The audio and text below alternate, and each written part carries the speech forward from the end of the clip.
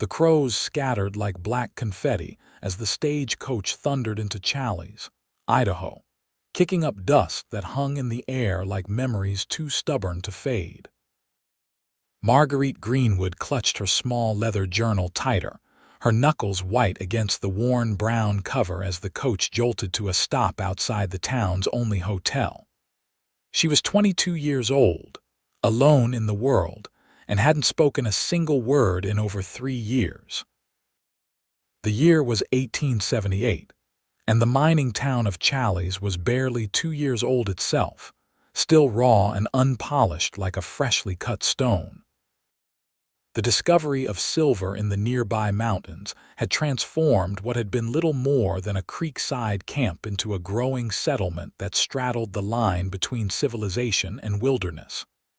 "End of the line, miss," the driver called down as he secured the reins.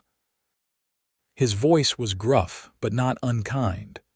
"Challis, Idaho, not much to look at, but it's home to some." Marguerite nodded her acknowledgement, gathering her meager possessions, a carpetbag containing 2 dresses, undergarments, a hairbrush, and a photograph of her parents that she couldn't bear to look at, but couldn't bring herself to discard. She stepped down from the coach unassisted, ignoring the driver's outstretched hand. Physical contact with strangers had become something she avoided whenever possible. The streets of Challis were muddy from recent rain, the wooden boardwalks offering the only reprieve from the muck. A few curious glances were cast her way. A young woman arriving alone was always cause for speculation in a town where men outnumbered women 5 to 1. Marguerite kept her eyes downcast, her bonnet shielding her face from their scrutiny. She had come to Challis for one reason: her uncle's letter informing her that he had secured her a position as an assistant at the town's newly established schoolhouse. After the tragedy that had befallen her family in Denver, there was nothing left for her there but ghosts and pitying looks. The Grand Western Hotel was a 2-story wooden structure that stood as one of the more impressive buildings in town, though that wasn't saying much. As Marguerite approached the entrance, a commotion from the adjacent saloon caught her attention. 3 men burst through the batwing doors, 2 of them dragging a third between them. They hauled him into the street, throwing him face first into the mud. The man struggled to his knees, wiping muck from his face. "Next time you accuse a man of cheating, Flannery, you'd better have proof," one of the men growled, his hand resting threateningly on his holster. The man in the mud, Flannery, rose slowly to his feet. He was tall and broad-shouldered, with sandy brown hair that fell in untamed waves to his collar.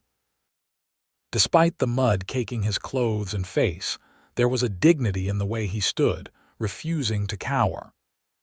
"I know what I saw, Mercer," he replied, his voice steady but with an undercurrent of steel. "Your sleeve's been mighty active tonight."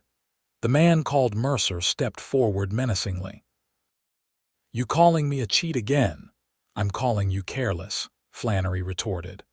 "A good cheat doesn't get caught."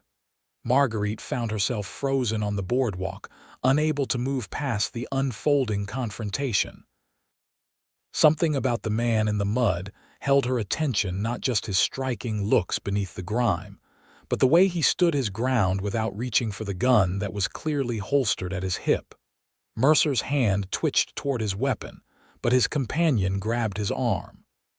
"Not here, not now." "Sheriff's watching from his office." Sure enough, a stern-faced man stood in the doorway of a building across the street, his badge glinting in the late afternoon sun. Mercer spat at Flannery's feet. "You're dead, Orion. You just don't know it yet." The name sent an unexpected shiver through Marguerite. Orion, like the constellation her father had taught her to identify on clear Denver nights. Been dead before. Orion Flannery replied with a hint of a smile that seemed to infuriate Mercer further. Didn't much care for it. As the 2 men retreated to the saloon, Orion Flannery noticed Marguerite standing there, watching the scene. Their eyes met briefly across the muddy street, and something like recognition flashed across his face, though she was certain they'd never met. She quickly averted her gaze and hurried into the hotel, heart pounding inexplicably in her chest. The hotel clerk was a thin, balding man with spectacles perched on the end of his nose. He looked up from his ledger as Marguerite approached the desk and slid a folded piece of paper toward him. "Room, miss?" he asked, unfolding the paper to read the neat script. "My name is Marguerite Greenwood. My uncle, Henry Greenwood, should have arranged accommodations for me." The clerk's eyebrows rose. "Ah, Miss Greenwood. Yes, your uncle sent word you'd be arriving. He's paid for 2 weeks' lodging." He studied her curiously. "Cat got your tongue, miss." Marguerite stiffened, her hand instinctively rising to her throat before she caught herself and lowered it. She picked up the pencil beside the register and wrote, "I do not speak." Understanding dawned on the clerk's face, along with the inevitable pity that Marguerite had come to despise. "I see. Well, no matter. Room 4, up the stairs and to your right. Washrooms at the end of the hall. Dinners served in the dining room from 6 to 8. Marguerite nodded her thanks and took the key he offered. As she climbed the stairs, she could feel the weight of the clerk's gaze following her. It was always the same curiosity followed by pity, sometimes even suspicion. A woman who didn't speak was an oddity, a source of discomfort. Her room was small but clean, with a narrow bed, a washstand with a porcelain basin and pitcher, and a small writing desk beneath the window that overlooked the main street. Marguerite set down her carpetbag and moved to the window, watching as Orion Flannery, now standing in front of the saloon, used a handkerchief to wipe the worst of the mud from his face. There was something in the way he moved, purposeful yet relaxed, that suggested he was a man comfortable in his own skin despite the circumstances. As if sensing her gaze, he looked up toward her window. Marguerite stepped back quickly, her heart racing as she drew the thin curtains closed. She unpacked her few belongings, placing her parents' photograph face down in the drawer of the bedside table. 3 years had passed since the night that had stolen both her family and her voice, yet the wound still felt as fresh as if it had happened yesterday. The doctors in Denver had found nothing physically wrong with her vocal cords. Hysteria, they had diagnosed with clinical detachment.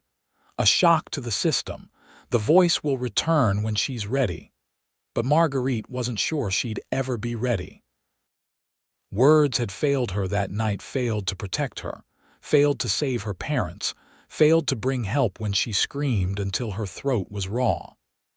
In the end, silence had been the only refuge she could find. A knock at her door startled her from her thoughts.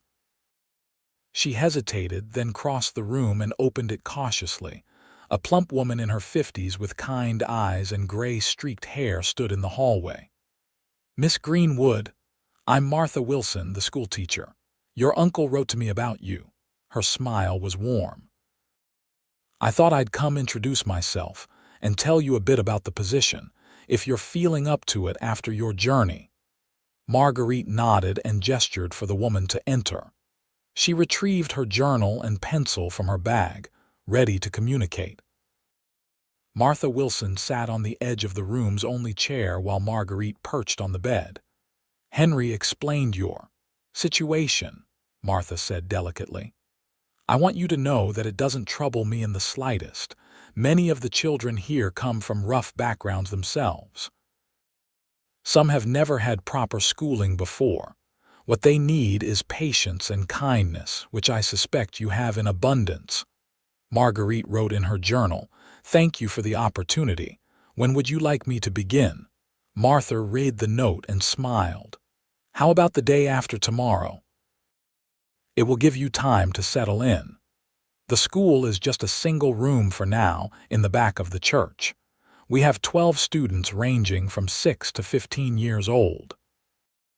Marguerite nodded her agreement, relieved that Martha seemed to accept her condition without the usual awkward questions or pitying glances. "Your uncle also mentioned you have a talent for drawing," Martha continued. "That could be quite useful. Many of our students learn better from pictures than words." Marguerite's hand hovered over the paper. After a moment she wrote, "I haven't drawn since before." Martha's eyes softened with understanding. "Well, perhaps you'll find inspiration here. Challis may be rough around the edges, but the mountains and valleys around us are beautiful beyond words." They discussed the practicalities of the position for a few more minutes before Martha rose to leave. At the door, she paused. "One more thing. The man who owns the cattle operation outside town, Orion Flannery, has donated books for our school. He may drop by sometimes. He's not what most people expect, but he's been a good friend to the school." Marguerite's pulse quickened at the name. She wrote, "I believe I saw him earlier outside the saloon." Martha's face clouded. "Ah, one of his run-ins with the Mercer brothers, I imagine. Those two have been trouble since they arrived last month. Orion. Well, he has a complicated history, but he's a good man." She smiled reassuringly. "You'll be safe here, Miss Greenwood. I promise you that." After Martha left, Marguerite sat by the window watching the street below as the shadows lengthened and the lamplighter made his rounds. Her thoughts drifted to Orion Flannery, wondering what Martha had meant by his complicated history. There had been something in his eyes when he looked at her, not pity, but a sort of recognition, as if he understood what it meant to carry invisible wounds. She was still lost in thought when a movement below caught her attention. Orion Flannery, now clean of mud and dressed in a fresh shirt and vest, was crossing the street toward the hotel. Marguerite drew back from the window, though she wasn't sure why she felt the need to hide. A few minutes later, she heard footsteps in the corridor and the sound of a door opening and closing nearby. The knowledge that he might be staying just a few doors away from her brought an unexpected flutter to her stomach. Pushing aside these unsettling feelings, Marguerite prepared for bed. Tomorrow she would meet her uncle, whom she hadn't seen since she was a child, and begin her new life in this rugged frontier town. Sleep came fitfully, haunted by fragmented dreams of her parents' faces, of screams that made no sound, and strangely, of a pair of intense eyes that seemed to see right through her carefully constructed walls. Morning arrived with the sound of wagons in the street and the distant ring of a blacksmith's hammer. Marguerite dressed in her second-best dress, a simple blue cotton that had once belonged to her mother and had been altered to fit her smaller frame. She arranged her dark hair in a simple knot at the nape of her neck, and dabbed a little rose water behind her ears, a small luxury she allowed herself. The dining room was nearly empty when she went down for breakfast, just an elderly couple and a traveling salesman occupying tables. Marguerite selected a seat in the corner, her back to the wall, and waited for a server to approach. "Coffee?" asked a young girl, no more than 16, who arrived at her table with a pot in hand. Marguerite nodded, and the girl poured a steaming cup. "We've got flapjacks or eggs and bacon this morning." Marguerite held up 2 fingers, indicating the second option. "Eggs and bacon it is," the girl said cheerfully. "You're Miss Greenwood, ain't you? The new teacher's assistant. Word travels fast in Challis." She laughed at Marguerite's surprised expression. "I'm Lucy. My little brother Tommy will be one of your students. He's a handful, fair warning." Marguerite offered a small smile, grateful for Lucy's easy chatter that required no response from her. "Your uncle's been telling everyone how smart his niece from Denver is," Lucy continued as she wiped down the neighboring table. "Said you went to a fancy ladies' academy and everything." Marguerite's smile faded slightly. Her uncle was exaggerating. While she had attended a respectable school in Denver, It was hardly the elite institution he seemed to be describing. "Oh, I nearly forgot," Lucy exclaimed. "Your uncle left a message. He's been called to the Patterson Ranch. One of their hands broke his leg, but he'll meet you for supper tonight." Marguerite nodded her understanding. Her uncle was Challis's only doctor, so his schedule was unpredictable. She was relieved, in a way, to have the day to herself to explore the town and prepare for her new role. After breakfast, Marguerite stepped out onto the boardwalk, her journal tucked into the pocket of her skirt. The main street was busy with morning activity shopkeepers sweeping their storefronts, miners heading up to the hills, women with baskets on their arms trading gossip as they shopped. She walked slowly, taking in each business. The general store with its eclectic window display, the assayer's office, the telegraph office, a small dressmaker's shop, the sheriff's office, and of course, the saloon, the Gilt Edge, where Orion Flannery had had his confrontation the previous day. As she passed the saloon, the batwing doors swung open and a man emerged, not Orion, but one of the men who had thrown him into the mud. Mercer. He spotted Marguerite and tipped his hat with exaggerated courtesy, his eyes cold and assessing as they traveled over her figure. "Well now, aren't you a pretty new face?" he drawled. "Name's James Mercer. Don't believe we've been introduced, miss." Marguerite froze, her hand instinctively seeking her journal before realizing it wouldn't help with this unwanted interaction. She took a step back, shaking her head slightly. Mercer moved closer, blocking her path. "No need to be shy, darlin', I don't bite." His smile suggested otherwise. "Unless you ask real nice." "The lady doesn't want to talk to you, Mercer." The deep voice came from behind her. Marguerite turned to see Orion Flannery approaching, his stride purposeful. In the clear light of day, she could see him properly for the first time. He was older than she had initially thought, perhaps 30, with lines at the corners of his eyes that spoke of years spent squinting against the sun.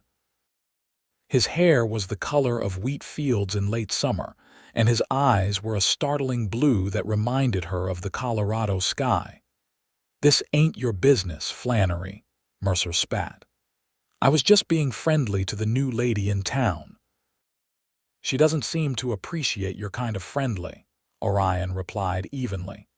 He moved to stand beside Marguerite, not touching her but close enough that she felt an inexplicable sense of safety. "Miss Greenwood is Dr. Greenwood's niece and the new assistant at the school. I suggest you show her the respect she deserves." Mercer's face darkened at the rebuke, but he didn't challenge Orion further. "Whatever you say, Flannery, but remember what I told you yesterday. Your days are numbered in this town." With a final contemptuous glare, he retreated into the saloon.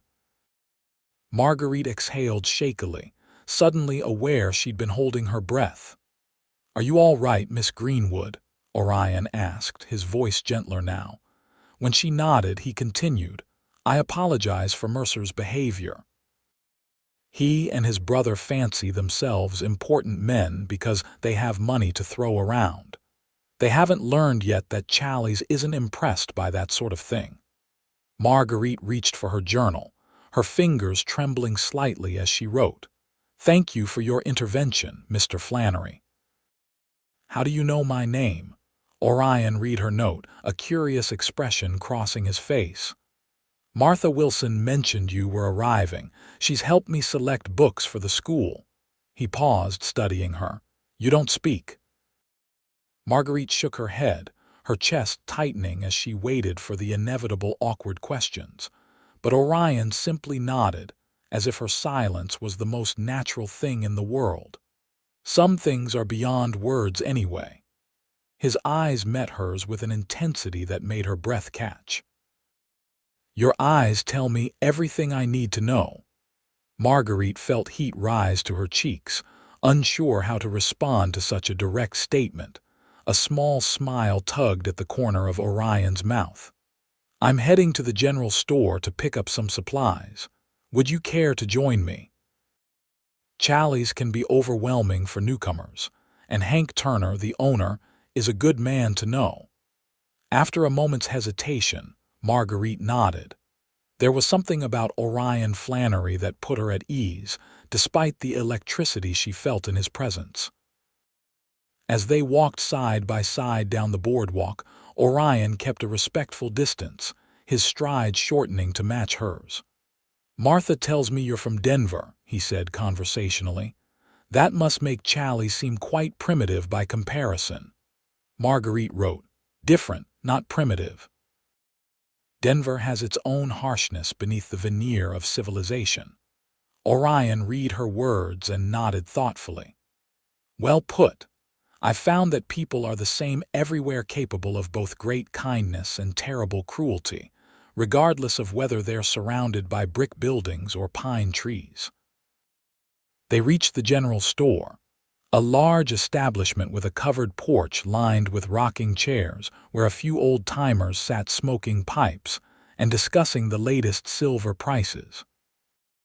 Inside, the store was a treasure trove of goods stacked from floor to ceiling: bolts of fabric, hardware, preserved foods, medicinal supplies, books, and even a small selection of ladies' hats and ribbons. "Ryan," called the shopkeeper, a portly man with an impressive mustache. "Right on time. Your order came in yesterday's freight." "Morning, Hank," Orion replied. "This is Miss Greenwood, Dr. Greenwood's niece. She'll be helping at the school." Hank Turner wiped his hands on his apron and offered Marguerite a warm smile. "Welcome to Challis, Miss Greenwood. Your uncle's a fine man. Saved my Milla's life last winter when the influenza came through."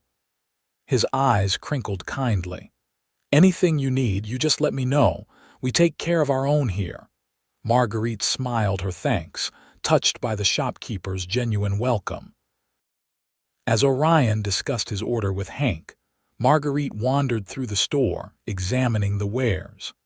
She paused at a display of drawing supplies: pencils, charcoals, and small sketchbooks. Her fingers hovered over a set of watercolor paints, a longing rising within her that she hadn't felt in years.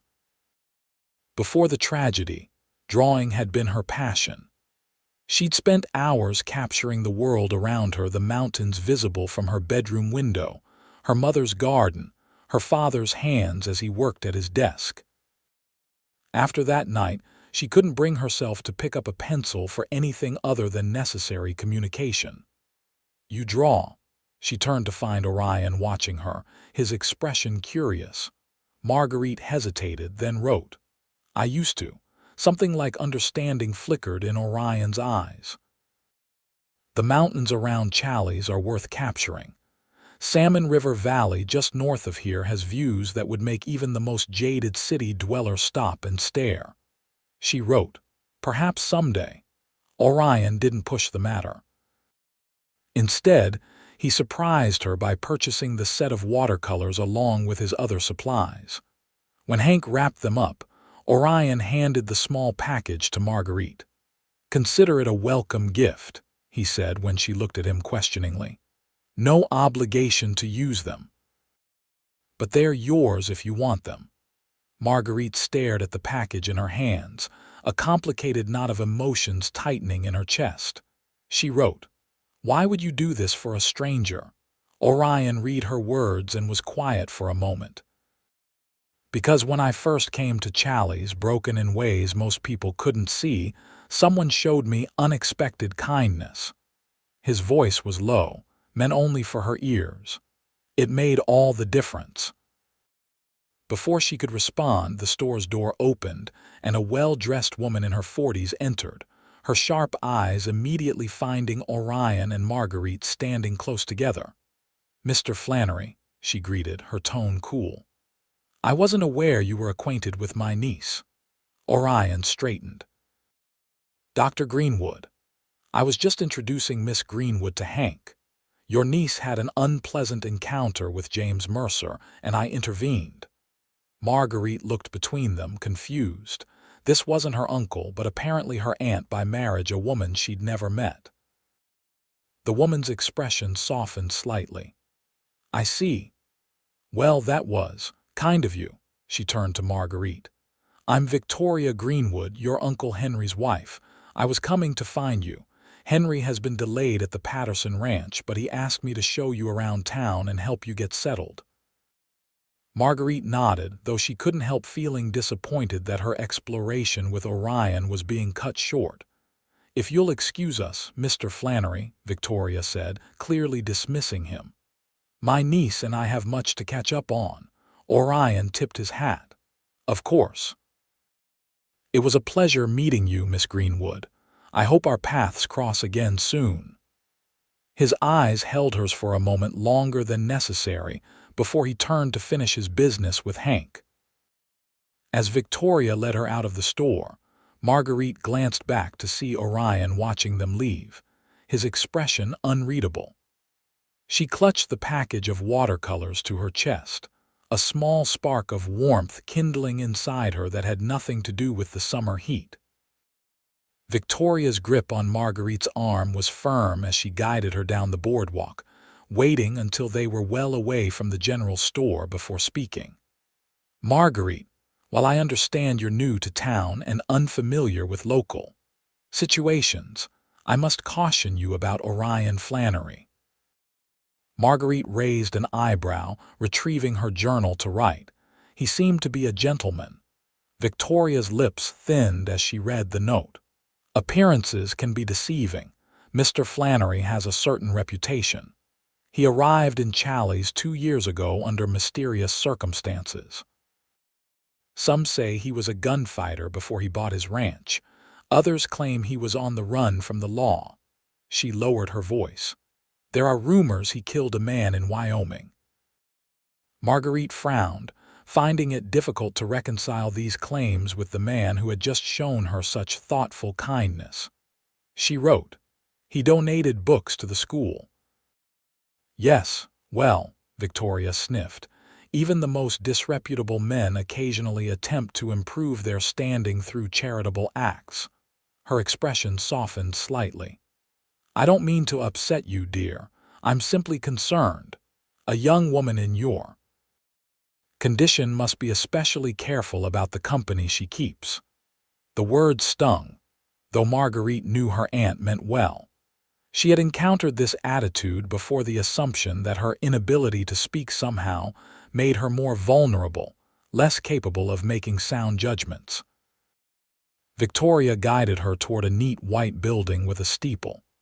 This is our church, and the school is in the back. Martha speaks very highly of your educational background.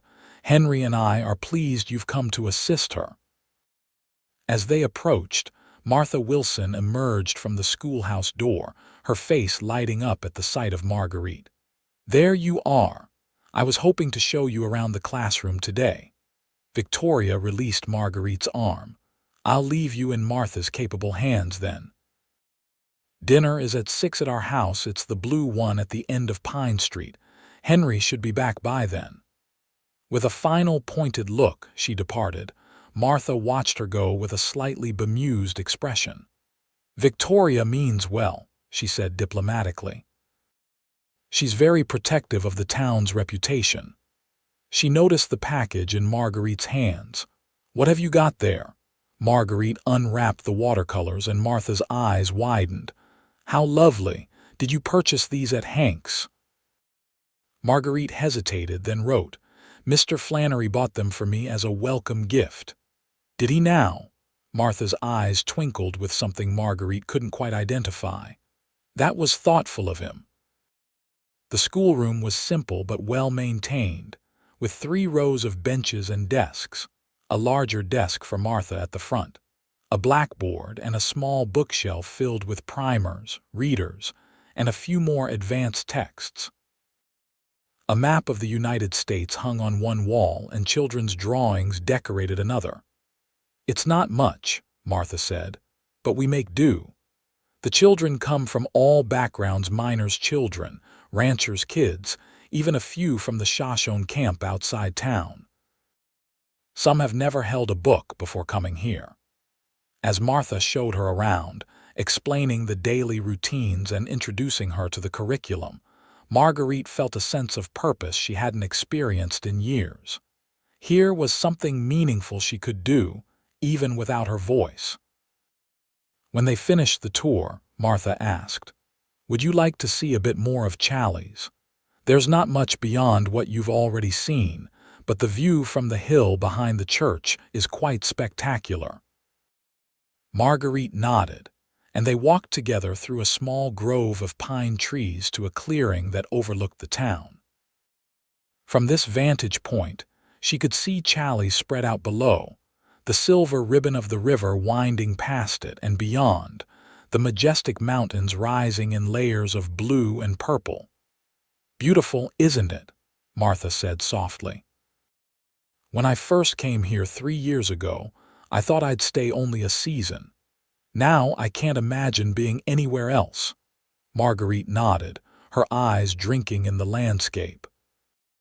She had always loved mountains. They had been a constant presence in her Denver childhood, but these seemed wilder, more primal, as if they held secrets in their ancient folds. "That's Orion's ranch," Martha said, pointing to a collection of buildings nestled in a valley about 2 miles from town. "The Polaris, he calls it. He runs cattle and horses, does well enough. He's built something good here despite what some people might say about him." Marguerite glanced at her curiously. Martha sighed. "People talk, especially in small towns. Orion keeps to himself mostly, doesn't explain himself or his past. That makes folks suspicious." She gave Marguerite a knowing look. "I imagine you understand something about that." Marguerite did understand. Since losing her voice, she'd faced endless speculation about the cause. Her silence made people uncomfortable, made them fill in the gaps with their own assumptions and fears. She wrote in her journal, "Victoria mentioned rumors about him." Martha rolled her eyes. "Victoria Greenwood is a fine woman in many ways, but she puts too much stock in respectability. Orion doesn't fit neatly into her idea of what a leading citizen should be." She paused, choosing her words carefully. "I don't know everything about his past, but I know he's a good man. He's helped many people in Challis without asking for credit or thanks." They watched as a rider too distant to identify galloped across the open ground toward the ranch. "Come," Martha said. "We should head back. You'll want time to prepare for dinner with your uncle." As they walked down the hill, Marguerite found her thoughts returning to Orion Flannery. There was clearly more to him than met the eye, and despite her aunt's warnings, she couldn't deny that she was intrigued. The blue house at the end of Pine Street was more imposing up close than it had appeared from a distance. 2 stories high with a wraparound porch, it stood as one of the more substantial residences in Challis. Befitting the town's only doctor, Marguerite hesitated at the gate, smoothing her dress nervously. She hadn't seen her Uncle Henry since her parents' funeral, where he had stood stoically beside her, one hand on her shoulder as they lowered 2 coffins into the cold Denver ground. Taking a deep breath, she unlatched the gate and walked up the path to the front door. Before she could knock, it swung open to reveal a tall, bearded man with kind eyes and streaks of gray at his temples. "Marguerite," he said warmly, opening his arms. She stepped into her uncle's embrace, feeling a surprising sense of homecoming. When they separated, Henry Greenwood held her at arm's length, his eyes searching her face. "You look so much like your mother," he said softly. "She would be proud of the woman you've become." Marguerite blinked back unexpected tears, moved by his words. He ushered her inside to a comfortable parlor where Victoria was arranging flowers in a vase. "Victoria, Marguerite has arrived." Victoria looked up, her expression more welcoming than it had been earlier. "Wonderful. Dinner is nearly ready. I hope you like roast chicken, Marguerite." "It's Henry's favorite." The evening passed pleasantly enough. Henry did most of the talking, sharing stories of Challis's early days and his experiences as the town's doctor. Victoria was cordial, though Marguerite sensed a certain reserve in her manner. It became clear that her aunt was a woman who valued propriety and social standing, not unlike many of the society women Marguerite had known in Denver. After dinner, as they sat in the parlor with cups of tea, Henry brought up the subject of Marguerite's accommodations. "We have a spare room here that's yours if you want it," he offered. "No need to spend your savings on hotel rooms." Marguerite considered the offer. Living with her uncle and aunt would certainly be more economical and perhaps more proper for a young, unmarried woman. Yet she found herself reluctant to give up the independence her hotel room represented. She wrote in her journal, "Thank you for the generous offer, but I've already paid for 2 weeks at the hotel. Perhaps we can revisit the question after that time." Henry nodded, understanding. "Of course. You should take time to settle in and decide what arrangements suit you best." His expression grew more serious. "Marguerite, I want you to know that I've told Victoria about what happened in Denver.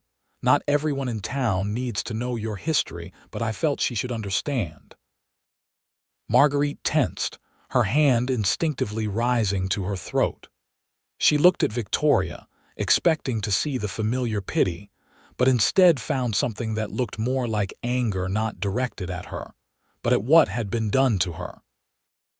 "No one should have to endure what you did," Victoria said quietly. "Please know that you are safe here." The words were kind, but Marguerite wondered if anywhere could truly be safe. The men who had broken into their Denver home, who had killed her parents before her eyes while she hid trembling in a wardrobe, had never been caught. For all she knew, they could be anywhere, even in a small town like Challis. She wrote, "Thank you. I appreciate your discretion and concern." As the evening drew to a close, Henry insisted on walking Marguerite back to the hotel. The night air was cool, and stars spangled the velvet sky above them, more brilliant than she had ever seen in Denver. "I'm glad you've come, Marguerite," Henry said as they walked. "I've worried about you these past years, alone in that big city." Marguerite appreciated his concern, though the truth was that she hadn't been entirely alone. After her parents' deaths, their housekeeper, Mrs. Collins, had taken her in, providing a home and maternal care until her own health failed earlier that year. It was Mrs. Collins's passing that had finally prompted Marguerite to accept her uncle's standing invitation to come to Idaho. At the hotel entrance, Henry paused. "Martha tells me you met Orion Flannery today." Marguerite nodded, curious about her uncle's thoughts on the rancher. "He's a good man," Henry said simply. "Saved my life last winter during a blizzard when I got lost returning from a house call. Found me half frozen and carried me to safety on his back." He smiled slightly. "Don't let Victoria's concerns worry you. She sees the world in more black and white terms than I do." Marguerite was surprised by her uncle's candor about his wife's views. She wrote, "Is it true he was a gunfighter?" Henry sighed. "Orion's past is his own business. What matters is who he is now and what he does for this community." He squeezed her shoulder gently. "Get some rest. Tomorrow's a new day."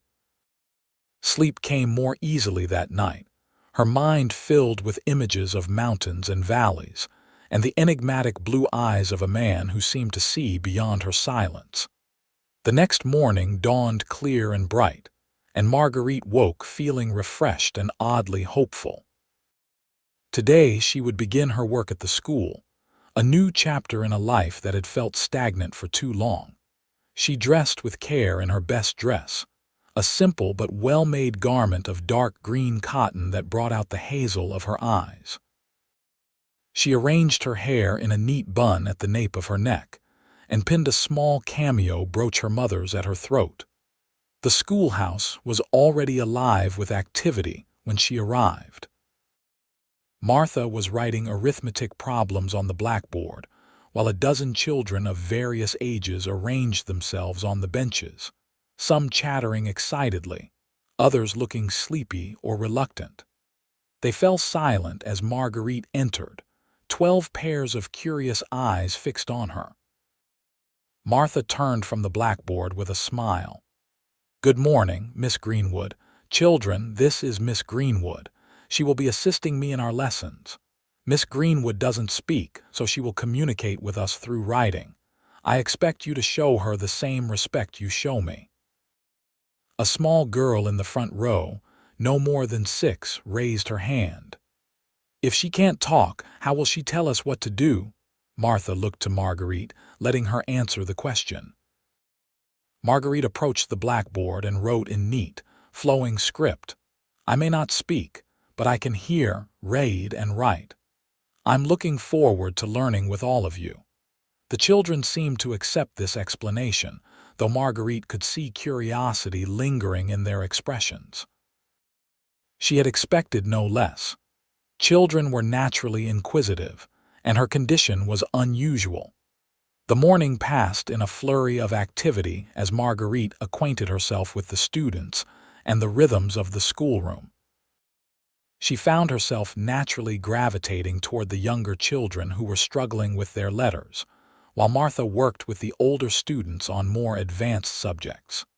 By noon, when the children were released for their midday meal, Marguerite felt a sense of accomplishment. The work was engaging, the children mostly eager to learn, and Martha was a patient mentor. "You have a gift for teaching," Martha told her as they ate their own lunch beneath the shade of a pine tree outside. "The children have taken to you already." Even Tommy Wilson, Lucy's brother, who usually tests every new adult he meets. Marguerite smiled her thanks, pleased by the praise.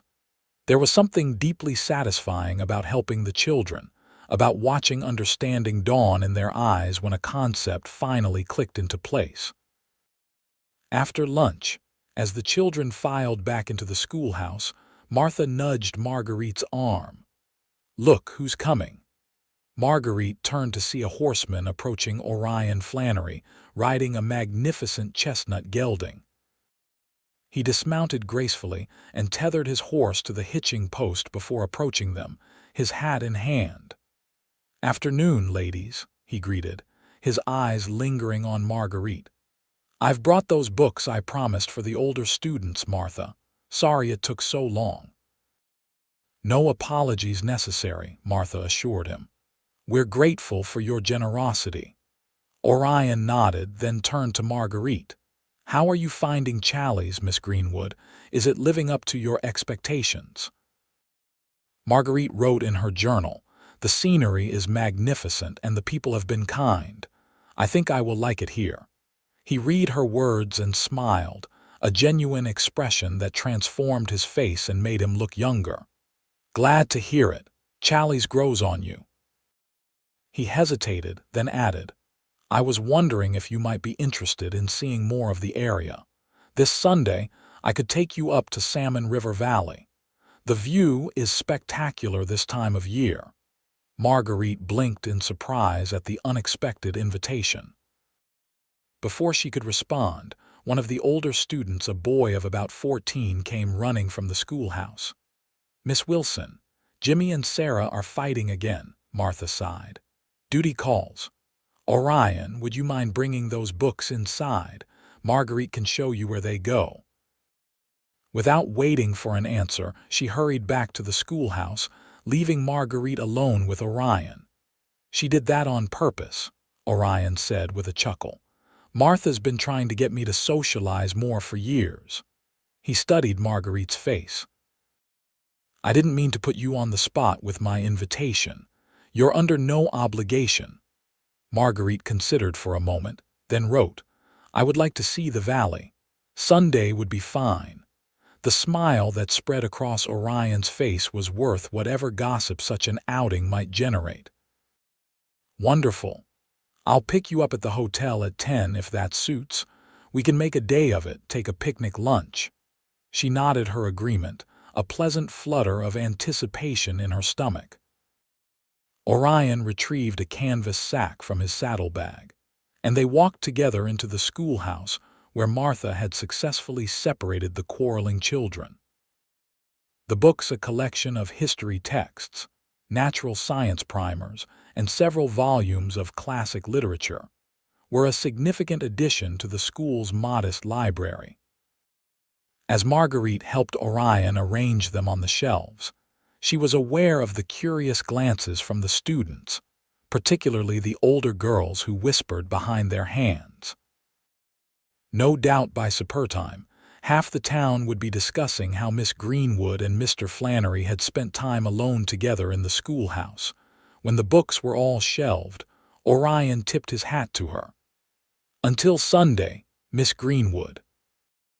His voice was warm, his eyes holding hers for a moment before he turned to leave.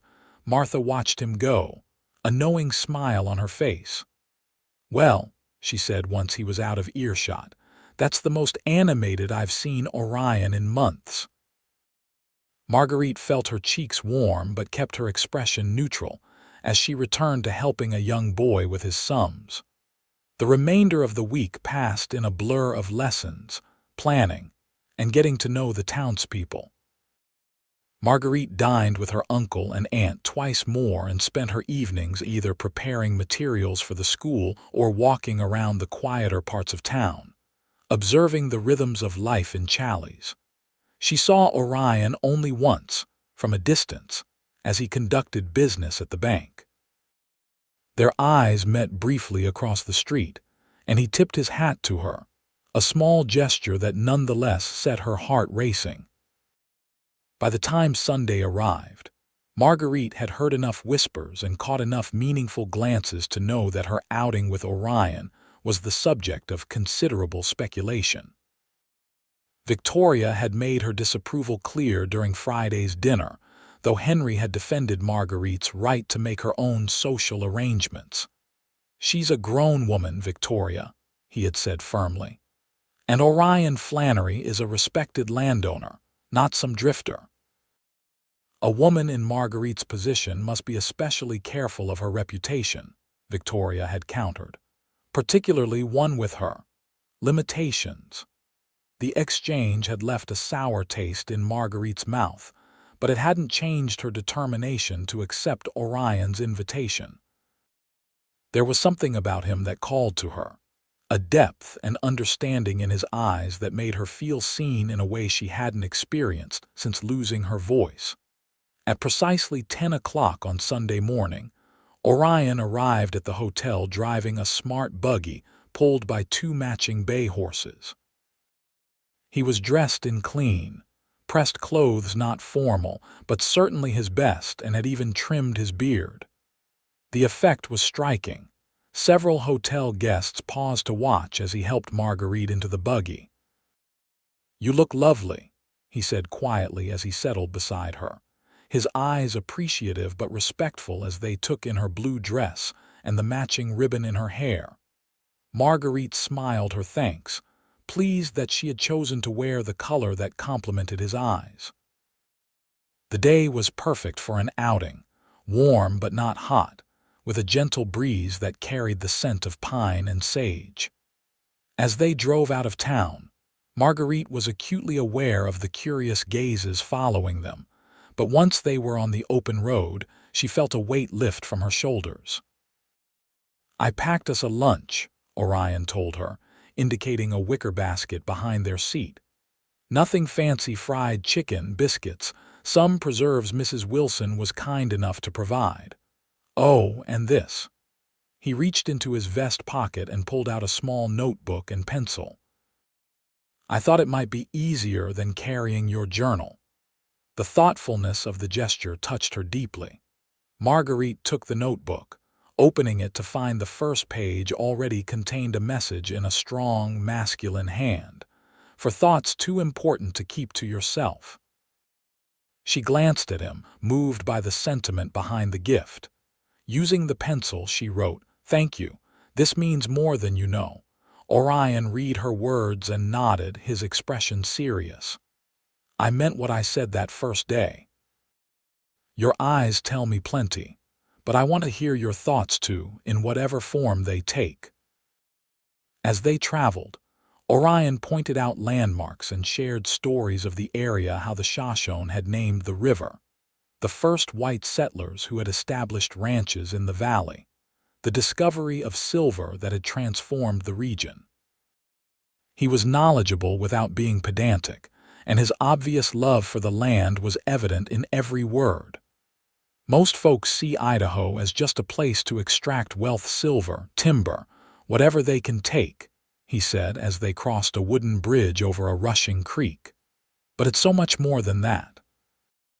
It's a living, breathing thing with its own rhythms and moods. Marguerite wrote, "You speak of it as if it were a person you love." Orion read her note and smiled ruefully. "I suppose I do. After my wife died, this land was what saved me, gave me purpose again." The casual mention of a wife caught Marguerite by surprise. She hesitated, then wrote, "I'm sorry for your loss. When did she pass?" 5 years ago, Orion replied, his eyes on the road ahead. "Sarah and our son both died of typhoid in Wyoming. I came to Idaho afterward, trying to outrun grief, I suppose." He glanced at her. "You understand something about that, I think." It wasn't a question, but Marguerite nodded anyway. She did understand the desperate need to escape memories that were too painful to bear. They continued in companionable silence until the valley opened up before them, a vast expanse of green meadows flanked by majestic mountains, with the silver ribbon of the Salmon River winding through it. Orion drew the buggy to a halt at a vantage point that offered a panoramic view. "What do you think?" he asked, watching her face. Marguerite's breath caught in her throat. The beauty before her was almost overwhelming, wilder and more magnificent than anything she had seen in Colorado. She wrote, "I have no words adequate to describe this." Orion smiled. "That's how I felt the first time I saw it. Some things defy language." They drove down into the valley, following a well-worn track until they reached a pleasant spot by the river where a stand of cottonwoods offered shade. Orion spread a blanket on the grass, and they ate their picnic lunch while listening to the soothing sound of the water.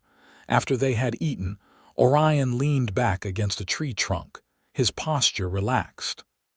"Tell me about Denver," he said. "What was your life like there?" Marguerite hesitated. She rarely spoke of her life before, finding it too painful to revisit. But something about Orion's quiet interest, the way he seemed to truly want to know her, made her want to share. She wrote for several minutes, telling him about her childhood in a comfortable home on the outskirts of Denver, her father's work as an attorney, her mother's love of music and gardening. She wrote of attending school, of her passion for drawing, of the simple pleasures of her life before everything changed. Orion read each word attentively. When she stopped writing, having carefully avoided any mention of the tragedy, he asked gently, "And what happened to take your voice?" The direct question startled her. Most people either avoided the subject entirely or made assumptions without asking. Marguerite stared at the blank page before her, uncertain how to respond. Orion seemed to sense her discomfort. "You don't have to tell me. I shouldn't have pried." But Marguerite found that she wanted to tell him. Slowly, haltingly, she began to write, the pencil sometimes pressing so hard it nearly tore the paper. 3 years ago, 2 men broke into our home. My father confronted them. They shot him. My mother screamed and they killed her too. I hid in a wardrobe in my parents' room. I saw everything through the crack in the door. I wanted to scream for help, but I knew it would give me away. So I stayed silent while they searched the house, taking valuables. After they left, I tried to call for help, but no sound would come out. I haven't spoken since. When Orion finished reading, he was very still. Then, without a word, he reached out and took her hand, his strong fingers wrapping around hers in a gentle but firm grip. He didn't offer platitudes or expressions of pity, just the simple human connection of touch. Tears filled Marguerite's eyes, not from grief this time, but from the profound relief of being understood. They sat together in silence as the river flowed past, eternal and unchanging. After a while, Orion spoke, his voice low.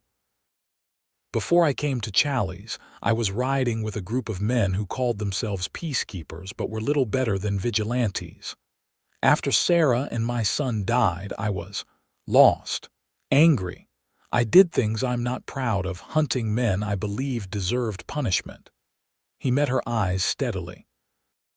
"I've never told anyone in Challis about that time, but I wanted you to know." Marguerite understood what he was offering, trust for trust, vulnerability for vulnerability.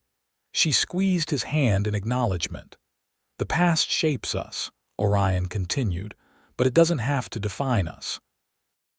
You're more than what happened to you, Marguerite, just as I'm trying to be more than what I was."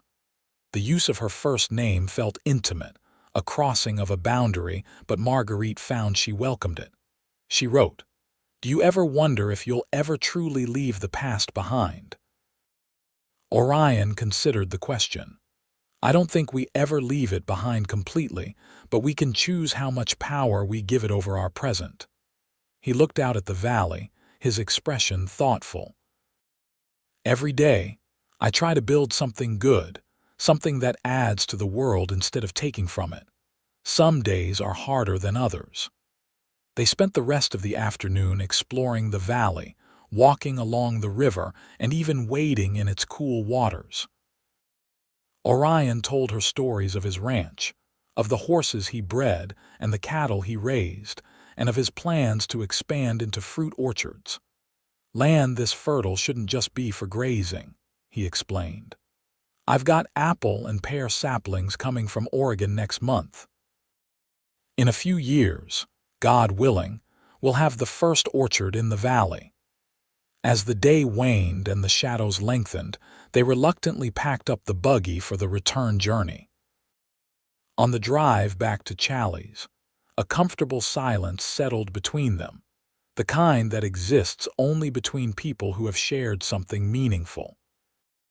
When they reached the hotel, Orion helped Marguerite down from the buggy, his hands lingering at her waist perhaps a moment longer than strictly necessary. "Thank you for today," he said softly. "It's been a long time since I've enjoyed someone's company so much." Marguerite wrote in the notebook he had given her, "I feel the same. Thank you for showing me the valley and for listening." Orion smiled, that transformative expression that made him look younger and carefree. "May I call on you again?" Marguerite nodded without hesitation, her heart light despite the knowledge that her aunt would disapprove and the town would talk. As she watched him drive away, Marguerite realized with a start that, for the first time in 3 years, she had spent an entire day without once thinking of herself as broken. The weeks that followed took on a pattern. Marguerite taught alongside Martha during the week, gradually taking on more responsibility as she gained confidence. The children had adapted quickly to her silent communication, and some of the younger ones had even begun learning simple hand gestures to communicate with her more easily. On Sundays, Orion would take her on excursions to different parts of the valley, up into the foothills, or sometimes just to his ranch where she met his workers and saw the beginnings of his orchard project. Their connection deepened with each meeting, built on mutual understanding and respect. The town, predictably, buzzed with gossip about their relationship. Victoria made her disapproval increasingly clear, though Henry remained supportive. "You seem happier than I've seen you since you arrived," he told Marguerite one evening as they sat on his porch after dinner, Victoria having retired early with a headache.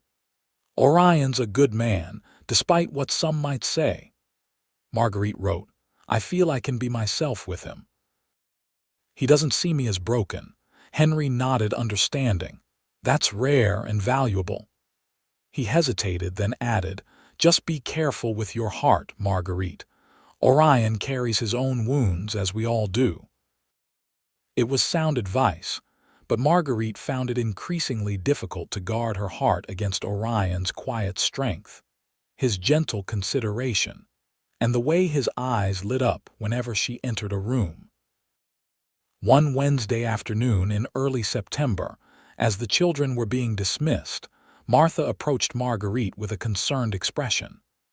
"The Mercer brothers were asking about you at the Gilt Edge last night," she said in a low voice. "Specifically about your relationship with Orion. I thought you should know." Marguerite felt a chill run through her. Since their initial encounter, she had seen James Mercer and his brother Thomas in town occasionally, but they had largely ignored her, for which she was grateful. She wrote, "Why would they be interested in me?" Martha frowned. "It's no secret they have a grudge against Orion. They came to Challis with plans to buy up mining claims, but Orion warned people against selling too cheaply. He's cost them money and made them look foolish." She squeezed Marguerite's arm. "Just be vigilant. Those two have a mean streak." The warning left Marguerite unsettled, memories of another threatman breaking into a home in the night rising unbidden in her mind. That evening, as she walked from the schoolhouse to the hotel, she had the distinct feeling of being watched. Twice she turned to look behind her, but the street was filled only with the usual townspeople going about their business. She had nearly reached the hotel when a figure stepped out from between two buildings, blocking her path. Thomas Mercer, the younger but larger of the brothers, grinned at her with cold eyes. "Evening, Miss Greenwood," he drawled. "Fancy running into you here." Marguerite's heart pounded as she tried to step around him, but he shifted to block her way. "No need to rush," he said. "I just wanted to have a friendly chat about your boyfriend, Flannery." He leaned closer, his breath sour with whiskey. "Did he tell you what he was before he came to Challis? Did he tell you about the men he's killed?" Marguerite kept her expression neutral, though her hands trembled slightly as she clutched her journal to her chest. "No," Thomas continued, his tone mocking. "Well, let me fill you in. They called him the judge in Wyoming. Rode with a gang that hunted down supposed criminals. Except some weren't criminals at all, just men who crossed the wrong people." His eyes narrowed. "My cousin was one of them. Flannery and his friends hanged him for horse theft, but Davy never stole a thing in his life." Marguerite's mind raced. Orion had admitted to riding with vigilantes during a dark period after his family's deaths, but the malice in Thomas Mercer's voice suggested a more personal vendetta than she had realized. "Nothing to say." Thomas sneered, then laughed at his own joke. "Oh, that's right. You can't say anything, can you? Must be convenient for a man like Flannery, having a woman who can't tell his secrets."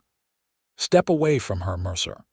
The voice came from behind Marguerite, cold and hard as steel. She turned to see Orion standing a few yards away, his hand resting on his holstered gun. Thomas straightened, his sneer morphing into a smile that didn't reach his eyes. "We were just having a friendly conversation. Isn't that right, Miss Greenwood?" Orion's gaze never left Thomas. "Move away." Now. Something in his tone, the quiet authority of a man accustomed to being obeyed, made Thomas take a step back. "No need to get riled," he said, raising his hands in mock surrender. "I was just leaving anyway." He looked at Marguerite one last time. "You might want to ask your beau about Davy Mercer, see what he says." With that, he sauntered away, leaving an electric tension in the air. Orion approached Marguerite, his expression shifting from cold anger to concern. "Are you all right? Did he hurt you?" She shook her head, then wrote in her journal, "He was just talking about you." Orion read her words, his jaw tightening. "I should have known they'd try something like this." He glanced in the direction Thomas had gone. "We should get you inside." He escorted her into the hotel lobby, where several guests looked up with interest at their entrance. Ignoring their curious stares, Orion guided Marguerite to a quiet corner. "What exactly did he tell you?" he asked, his voice low. Marguerite hesitated, then wrote down Thomas's accusations. As Orion read, his expression grew grim. "There's some truth in what he said," he admitted finally. "After my family died, I joined a group that called themselves regulators. The law was spread thin in Wyoming then, and many communities took justice into their own hands." His eyes met hers, unflinching. "I did ride with them for almost a year, and yes, men died." He paused, seeming to weigh his next words carefully. "As for Davy Mercer, he was caught with stolen horses, but there was a trial of sorts. I wasn't convinced of his guilt, and I argued against the hanging, but I was outvoted." His voice dropped even lower. "I didn't stop it, though. That's on my conscience." Marguerite studied his face, seeing the remorse in his eyes. She wrote, "Is that why you left Wyoming?" Orion nodded. "After Mercer, I couldn't do it anymore. I realized I'd become something Sarah would have been ashamed of." His hand covered hers briefly. "I came to Idaho to start over, to try to build something good instead of tearing down." She believed him. Whatever he had done, whatever darkness he had walked through, the man before her now was trying to be better. "Wasn't that all any of them could do?" she wrote. "The past shapes us, but it doesn't define us. Someone wise once told me that." A small, sad smile touched Orion's lips. "Sounds like someone who's still trying to convince himself it's true." He straightened, his expression becoming more serious. "The Mercers don't strike me as men who forgive easily. They might try to use you to get to me again." Marguerite wrote, "I'm not afraid." "Maybe you should be," Orion replied softly. "Marguerite, I care for you. More than I expected to, more than I thought I could care for anyone again after Sarah. The last thing I want is for you to be hurt because of me." Heart beating fast at his declaration, she wrote, "I care for you too. And I've been hurt before. I survived." Orion studied her words, then her face, with an intensity that made her breath catch. "Yes," he said finally, "you did. You're one of the strongest people I've ever met, Marguerite Greenwood." The moment stretched between them, charged with unspoken emotions.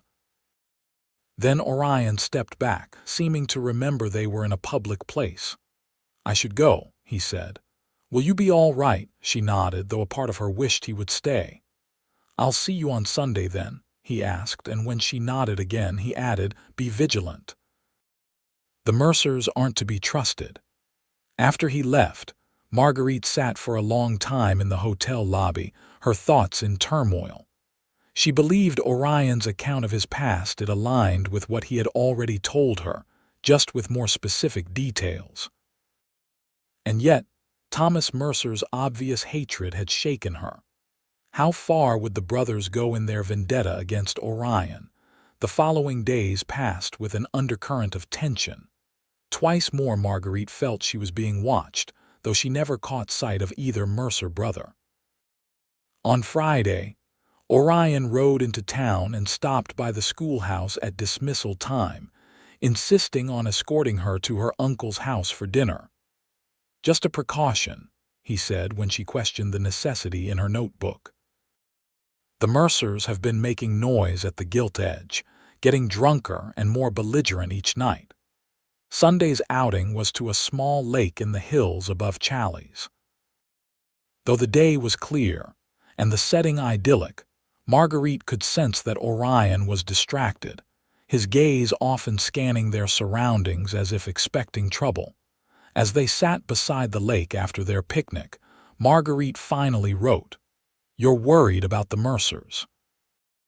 Orion nodded, not bothering to deny it. "They're unpredictable. James has a cold cunning to him, while Thomas is all hot temper and impulse. It's a dangerous combination." "What do you think they'll do?" "I don't know," Orion admitted. "But they've been asking questions around town, not just about me, but about you too. Your background, how you came to be in Challis." He hesitated. "Your parents." A chill ran through Marguerite. The thought of strangers discussing her family's tragedy made her feel exposed, vulnerable in a way she hadn't since leaving Denver. What did they find out? Nothing specific as far as I know. Your uncle and Martha have been discreet. Orion's expression was troubled. But Marguerite, it might be best if we cool things between us for a while, give the Mercers less reason to focus on you. The suggestion hurt more than she had expected. She wrote, her pencil pressing hard into the paper. Is that what you want? No, Orion said with quiet vehemence. That's the last thing I want, but I couldn't live with myself if something happened to you because of me. Marguerite shook her head firmly, then wrote, I've spent 3 years living in fear, letting the past control me. I won't do it anymore. The Mercers don't get to decide who I spend time with. Orion read her words, and a slow, proud smile spread across his face. You're remarkable, you know that. He reached out, hesitated, then gently brushed a strand of hair from her cheek. All right then, we face this together. The touch of his fingers against her skin sent a shiver through her that had nothing to do with fear. They sat in companionable silence for a time, watching the sunlight dance on the lake's surface. Finally, Orion spoke again, his voice thoughtful. There's something I've been wanting to ask you. He turned to face her fully. The watercolors I gave you, have you used them yet? Marguerite looked away, uncomfortable with the question. The truth was that the paints remained untouched in the drawer of her hotel room, along with the sketchbook she had eventually purchased from Hank Turner's store in a moment of optimism that had quickly faded. She wrote, Not yet. May I ask why? His tone was gentle, without judgment. Marguerite stared at the blank page before her, struggling to articulate feelings she had never shared with anyone. Finally, she wrote, Drawing was something I did before. It feels like it belonged to a different person. Orion nodded slowly. I understand that. After Sarah died, I couldn't bear to play the fiddle. It was something we'd done together. She'd sing while I played. Took me 3 years before I could even look at the instrument again. He paused, but when I finally picked it up, it was like finding a piece of myself I'd thought was gone forever. The idea resonated with Marguerite, though it also frightened her. She had built walls around certain memories, certain parts of herself, as a way to survive. The thought of dismantling those walls, even partially, was terrifying. As if reading her thoughts, Orion continued, It doesn't have to be all at once. Maybe just a small sketch, something simple, not for anyone else, just for you. Marguerite considered his words, then wrote, Perhaps I'll try. That's all anyone can do, Orion said, his smile warming her. Just try, one day at a time. The sun was beginning its descent toward the mountains when they packed up to return to town. As they drove, Marguerite found herself studying Orion's profile against the backdrop of the golden landscape, memorizing the strong line of his jaw, the slight crinkle at the corner of his eye, the way his hair curled at the nape of his neck. Back in her hotel room that evening, she opened the drawer where she had stored the watercolors and the sketchbook. Her hand hovered over them, trembling slightly, before she finally picked up the book and a pencil. She sat by the window, where the last light of day illuminated the page. For several minutes, she simply held the pencil, feeling its weight, its potential. Then, slowly, she began to draw, hesitant lines gradually becoming more confident as the image took shape beneath her hand, Orion's profile against the mountains, just as she had seen him that afternoon. It wasn't her best work. Her skills were rusty from years of disuse. But as she looked at the completed sketch, Marguerite felt something unlock inside her, a small but significant shifting of the walls she had built. The next morning, Martha greeted her at the schoolhouse with concern in her eyes. Did you hear what happened last night? Marguerite shook her head, instantly alert. There was a fire at Orion's ranch, Martha said, lowering her voice so the arriving children wouldn't hear. One of his barns burned down. They managed to save the horses, but it was close. Alarm shot through Marguerite. She quickly wrote, "Was anyone hurt? Was Orion injured?" "No, thank goodness. But Orion believes it was set deliberately. The sheriff rode out at first light to investigate." The news cast a shadow over the day's lessons. Marguerite found it difficult to concentrate, her mind constantly returning to the fire and what it might mean. By the time school ended, she was determined to see Orion for herself, to make sure he was truly unharmed. She had just finished tidying the schoolroom when the door opened, and Orion himself stepped inside. He looked exhausted, with soot stains on his clothes and dark circles under his eyes, but he smiled when he saw her. "Martha said you'd be worried," he said by way of greeting. Marguerite rushed to him, her hands moving over his arms and chest as if to assure herself he was whole and uninjured. He caught her hands in his, holding them gently.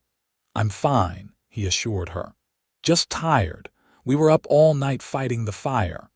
She pulled her hands free to write, "The Mercers." Orion's expression hardened. "I believe so, though there's no proof.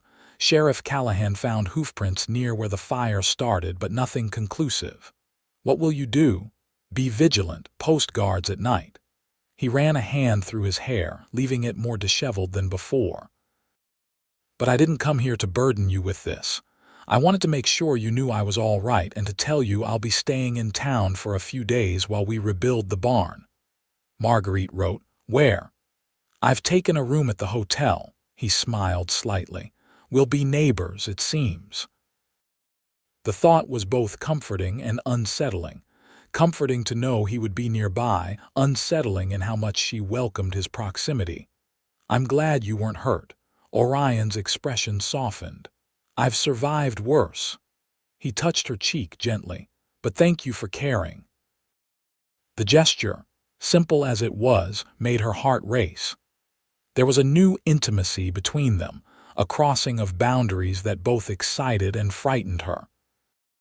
As the days passed, Orion divided his time between his ranch, where the rebuilding of the barn was underway, and Challis, where he seemed to be conducting business of a nature he didn't share with Marguerite. They saw each other daily, often sharing meals at the hotel's dining room or walking together in the evening as the air grew crisper with the approach of autumn. The Mercer brothers had been notably absent from town since the fire, which did nothing to alleviate Orion's suspicions of their involvement. The sheriff had ridden out to their cabin in the hills, but reported they were hunting and expected to return soon. "They're laying low," Orion told Marguerite one evening as they sat on the hotel's front porch, waiting for the scrutiny to die down. Marguerite wrote, "You think they'll try something else?" "I'd be surprised if they didn't," he replied grimly. "Men like that don't let go of a grudge easily." The question that had been nagging at her for days finally made its way onto the paper. Is it worth it? This feud with the Mercers. Is it worth the risk? Orion was quiet for a long moment. "It's not about worth," he said finally. "It's about standing your ground against men who only respect strength. If I back down now, they'll see it as weakness, and they'll keep pushing until they get what they want." "What do they want?" "My land, for starters. It controls water access to a section of the valley they're interested in. And my reputation in Challis, which has prevented them from cheating others the way they'd like." He looked at her, his eyes serious. "But more than that, I think James Mercer wants what I've built here, not just the ranch, but the respect, the place I've made for myself. He can't stand that someone like me with my past has something he doesn't." Understanding dawned on Marguerite. This wasn't just about an old vendetta. It was about two fundamentally different men and their visions for the future of Challis. Before she could respond, the hotel door opened and Victoria Greenwood stepped onto the porch. She looked between Marguerite and Orion with barely concealed disapproval. "Marguerite, I've been looking for you," she said. Henry asked me to remind you about dinner tomorrow. It's an important occasion. Reverend Phillips and his wife will be joining us. She glanced at Orion with a tight smile. You're welcome as well, Mr. Flannery, if you'd care to join us. The invitation was clearly perfunctory, offered only out of social obligation. Thank you, Mrs. Greenwood, Orion replied with equal formality. I'd be honored to attend.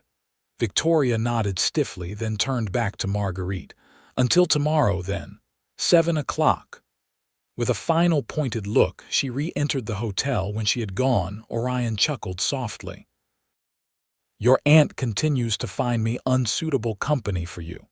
Marguerite rolled her eyes and wrote, She's protective and concerned with appearances. A common affliction among society ladies, Orion observed with a wry smile. Even frontier society ladies. His expression grew more serious. You know, she's not entirely wrong to be concerned. My presence in your life has already brought you unwanted attention from the Mercers. Marguerite shook her head firmly and wrote, My choice. My risk to take. Orion read her words, his eyes softening. You're a remarkable woman, Marguerite Greenwood. He hesitated, then added quietly, I find myself thinking more and more that Sarah would have liked you. The comment, simple as it was, moved Marguerite deeply. That he would connect her to someone he had loved so much felt like a profound gift. They sat together in comfortable silence as darkness fell and the stars emerged, bright pinpricks in the velvet Idaho sky. When it grew too cold to remain outdoors, Orion escorted Marguerite to her room, lingering for a moment outside her door. Good night, Marguerite, he said softly. Sleep well. For a heartbeat, she thought he might kiss her, and a part of her hoped he would. But he simply squeezed her hand gently before turning to walk to his own room further down the hall.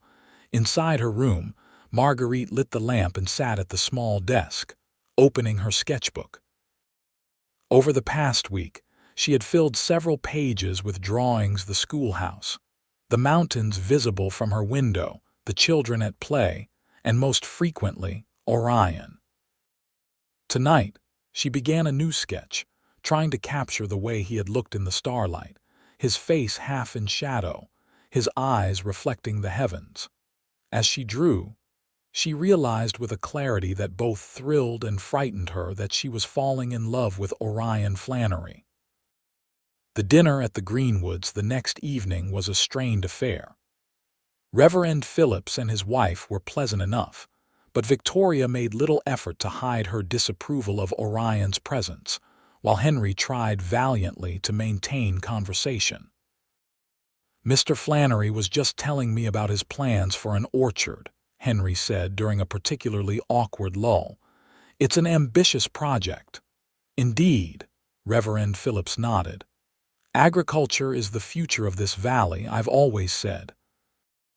Mining brings quick wealth, but farming builds communities. Victoria sniffed delicately. Assuming, of course, that one's property remains intact. I heard about the unfortunate fire at your ranch, Mr. Flannery. How troubling that such accidents seem to follow you. Orion met her gaze steadily. I don't believe it was an accident, Mrs. Greenwood, and I've never run from trouble. Perhaps that's precisely the problem, Victoria replied coolly.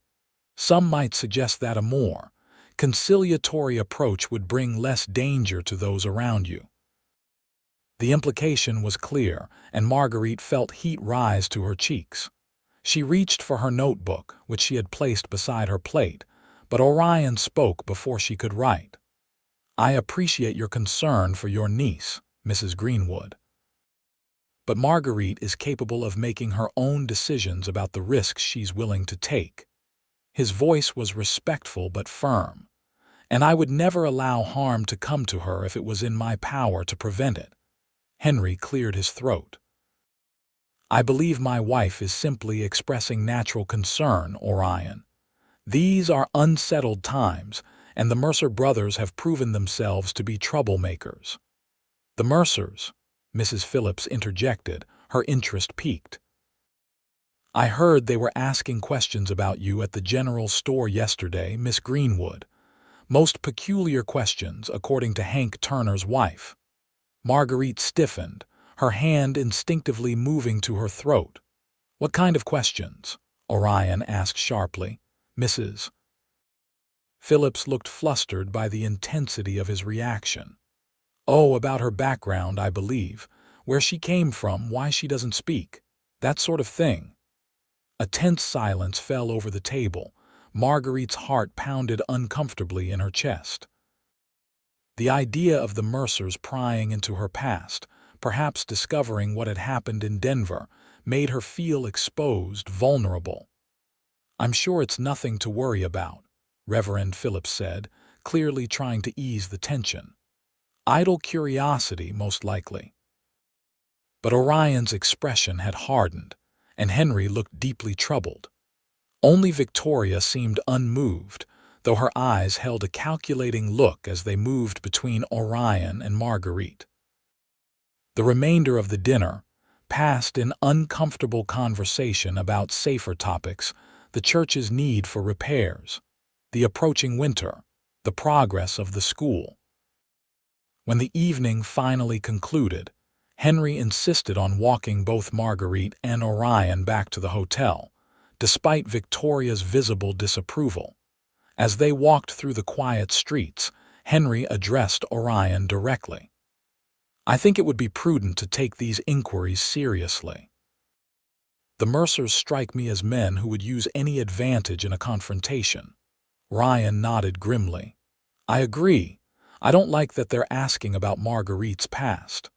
Marguerite touched Henry's arm to get his attention, then wrote in her notebook, "What exactly were they asking?" Henry hesitated, glancing at Orion before answering.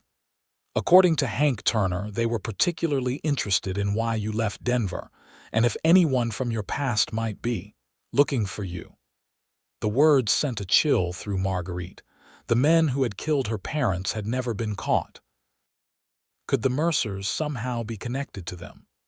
Or were they simply fishing for information they could use against her, and by extension, Orion? When they reached the hotel, Henry pulled Orion aside for a private word while Marguerite waited on the porch.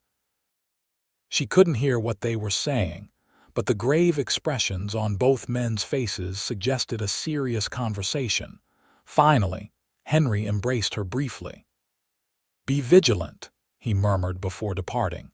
Inside, as they climbed the stairs to their rooms, Orion's expression remained troubled. Outside her door, Marguerite laid a hand on his arm, a question in her eyes. "Your uncle is concerned," Orion said quietly. "And so am I. He thinks it might be wise for you to return to Denver for a time until the situation with the Mercers is resolved."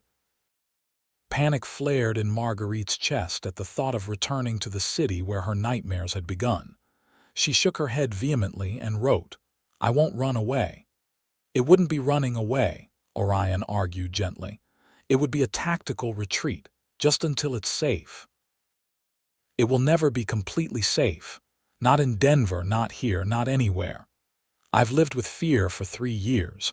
I won't let it dictate my life anymore." Orion read her words, his expression softening. "You're the bravest person I know, Marguerite Greenwood." He touched her cheek with gentle fingers. "But bravery and recklessness are different things. Promise me you'll be careful. Don't go anywhere alone, especially after dark." She nodded her agreement to this reasonable request, then wrote, "What are you going to do?" "Find out what the Mercers are planning," Orion replied, his expression hardening again. "And stop them before they can do more harm." He sighed, running a hand through his hair. "I'm riding back to the ranch at first light to check on the rebuilding. I should be back by nightfall." Marguerite bit her lip, not liking the idea of him traveling alone with the Mercers still unaccounted for. She wrote, "Be safe." Orion's smile was tender. "I always am."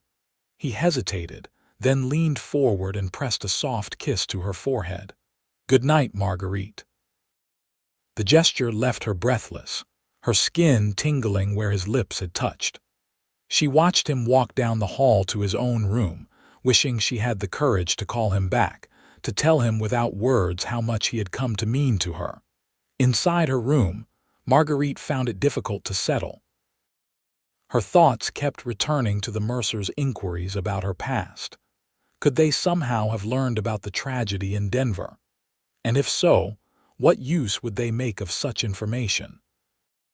She was still pondering these questions when sleep finally claimed her, carrying her into uneasy dreams where shadowy figures pursued her through endless corridors. And a voice she recognized as her own screamed warnings that no one could hear. Morning came gray and drizzly, the first truly autumn-like day of the season. From her window, Marguerite watched Orion ride out of town, his figure soon swallowed by the mist that clung to the hills. An inexplicable sense of foreboding settled over her, making it difficult to concentrate during the school day. By afternoon, the drizzle had turned to a steady rain, drumming on the schoolhouse roof as Marguerite helped the younger children with their reading lessons. Martha had gone to fetch more firewood for the stove, leaving her momentarily alone with the students. The door opened, and Marguerite looked up, expecting Martha's return. Instead, James Mercer stood in the doorway, rain dripping from his hat brim, his cold eyes scanning the room until they found her. "Afternoon, Miss Greenwood," he said with a tight smile. "Might I have a word?" Marguerite's heart pounded, but she kept her expression neutral, conscious of the children watching with wide, curious eyes. She shook her head and gestured to the class, indicating that she was busy. "It's important," Mercer persisted, taking a step into the room. "Concerns your friend Flannery. There's been an accident." Fear clutched at Marguerite's heart, but suspicion kept her from reacting too hastily. Something in Mercer's tone, the gleam in his eye, suggested he was playing a game. She wrote quickly in her notebook and held it up. "I'm teaching." "Whatever it is can wait until the children are dismissed." Mercer's expression hardened. "It really can't, Miss Greenwood. You'll want to hear this now." The schoolroom door opened again and Martha entered, arms full of firewood. She stopped short at the sight of James Mercer, her expression instantly wary. "Mr. Mercer," she said coolly, "this is a schoolhouse, not a saloon. If you have business here, state it quickly and be on your way." Mercer turned to Martha with a cold smile. "Just delivering a message to Miss Greenwood about her gentleman friend." He looked back at Marguerite. "Seems he had trouble on the trail back from his ranch. His horse came into town riderless about an hour ago." Marguerite felt the blood drain from her face. Orion was an exceptional horseman. If his mount had returned without him, something was seriously wrong. Martha set down the firewood and moved to Marguerite's side. "Is a search party being organized?" she asked Mercer. "Sheriff's gathering men now," Mercer replied with an indifference that made Marguerite's skin crawl. "Thought Miss Greenwood might want to know, seeing as she and Flannery are so close." Martha's expression was stern. "Thank you for the information, Mr. Mercer. Now, if you'll excuse us, we have children to teach." Mercer tipped his hat with mock politeness. "Of course. Good day, ladies." At the door, he paused and looked back at Marguerite. "Oh, and Miss Greenwood, you might want to be careful yourself. Accidents seem to be going around." The threat, thinly veiled as it was, sent a chill through Marguerite. As soon as Mercer was gone, she grabbed her notebook and wrote frantically, "I need to go. Orion could be hurt." Martha read her note with concern. "I understand, but it's pouring rain, and we don't know what the Mercers might be planning. Let's dismiss the children early, and then I'll go with you to find Sheriff Callahan." Reluctantly, Marguerite agreed, though every moment of delay felt like torture. As soon as the last child had been bundled into their rain gear and sent home, she and Martha hurried to the sheriff's office. arriving just as a group of men were preparing to ride out. Sheriff Callahan, a weathered man in his 50s with a reputation for fairness, frowned when he saw them enter. "Miss Wilson, Miss Greenwood, I suppose you've heard about Flannery's horse." Marguerite nodded, writing quickly. "I want to come with the search party." The sheriff read her note and shook his head firmly. "No place for a woman, especially in this weather. We've got experienced men who know the trail. If Flannery's out there, we'll find him. Please, I need to help." "Best help you can be is to stay here where it's safe," Callahan replied, his tone gentle but unyielding. "Flannery would want you safe, you know that." Martha placed a hand on Marguerite's arm. "The sheriff is right, and someone should remain in town in case Orion makes his way back on his own." It was a logical argument, though Marguerite suspected it was offered mainly to placate her. Still, she could see there was no changing the sheriff's mind. She reluctantly nodded her agreement. "Good," Callahan said with approval. "Now, Miss Wilson, would you be kind enough to escort Miss Greenwood back to the hotel? I don't like the look in James Mercer's eye when he talks about her." Martha agreed, and the two women stepped back onto the boardwalk as the search party mounted up and rode out of town, hooves splashing through puddles, rain capes billowing in the wind. "Try not to worry too much," Martha said as they walked toward the hotel. "Orion knows these hills better than most. Even if he was thrown from his horse, he's resourceful." Marguerite nodded, though the knot of fear in her stomach only tightened. She couldn't shake the feeling that the Mercers were behind Orion's disappearance, that this was more than a simple accident. At the hotel, Martha insisted on coming up to Marguerite's room. "I'll wait with you," she said firmly. "You shouldn't be alone right now." Grateful for the company, Marguerite unlocked her door, then froze at the sight that greeted them.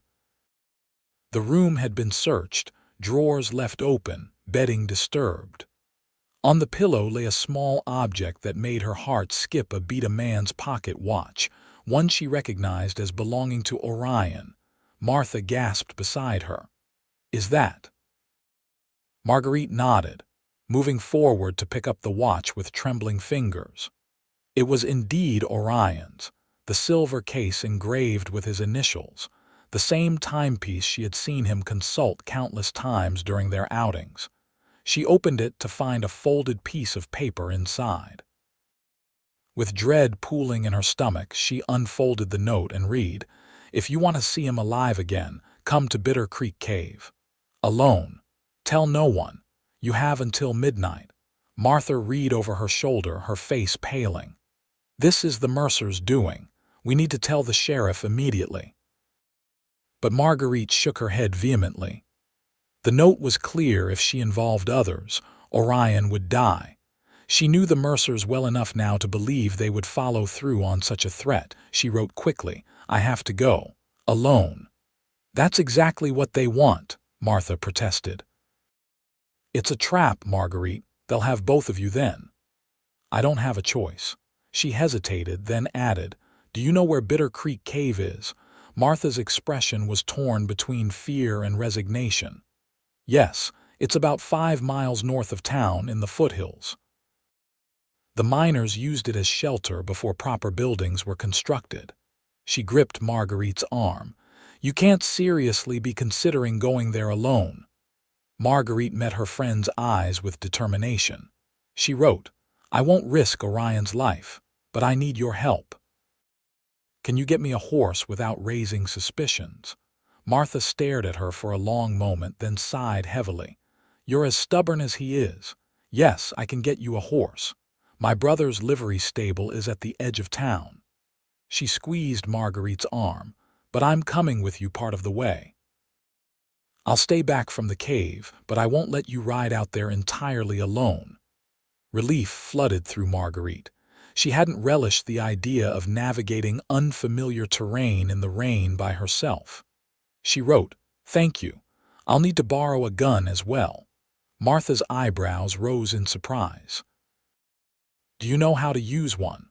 Marguerite nodded. Her father had insisted she learn, a skill that had proven useless on the night it mattered most, but one she had maintained in the years since, practicing in the quieter hours at a Denver shooting range. "Very well," Martha agreed reluctantly. "My brother keeps a revolver at the stable. But Marguerite, please be careful. The Mercers are dangerous men." Within the hour, they had slipped out of town on horseback, riding north through the steadily falling rain. The weather was a mixed blessing. It reduced visibility, making it harder for anyone to spot them leaving, but it also made the trail slick and treacherous. Martha rode slightly ahead, her familiarity with the terrain guiding them along the safest path. Despite the rain gear they had donned, both women were soon soaked through, cold water finding its way past collars and cuffs. "There," Martha said finally, pointing to a dark opening in the hillside ahead. "That's Bitter Creek Cave. The entrance is visible from here, but there are several chambers inside." Marguerite studied the cave mouth, trying to discern if anyone was keeping watch. The rain and gathering dusk made it impossible to be certain. She wrote hastily in her sodden notebook, "Wait here. If I'm not back in an hour, get help." Martha looked deeply unhappy with this plan but nodded her agreement. "God be with you," she murmured as Marguerite dismounted. The revolver was heavy in Marguerite's pocket as she approached the cave, her steps as silent as she could make them on the wet ground. The entrance was dark, but she could detect the faintest flicker of light from deeper within a lantern or perhaps a small fire. She paused at the threshold, her heart pounding so loudly she feared it might give her away. Then, gathering her courage, she stepped into the cave. The first chamber was empty, but a narrow passage led deeper, the flickering light growing stronger. Marguerite moved carefully, one hand on the rough cave wall, the other ready to reach for the gun if needed. The passage opened into a larger chamber where a lantern hung from a natural hook in the rocky ceiling. And there, bound to a crude wooden chair, was Orion. His face was bruised, a cut above his eye still seeping blood, but his chest rose and fell with steady breaths. Alive. Relief surged through Marguerite, so powerful it nearly brought her to her knees. But caution kept her in the shadows of the passage, scanning the chamber for signs of the Mercers. She could see no one else, but instinct told her they wouldn't leave Orion unguarded. Taking a deep breath, she stepped into the chamber. Orion's head snapped up at her movement, his eyes widening in alarm when he recognized her. He shook his head frantically, trying to speak through what appeared to be a gag. Too late. Marguerite sensed movement behind her.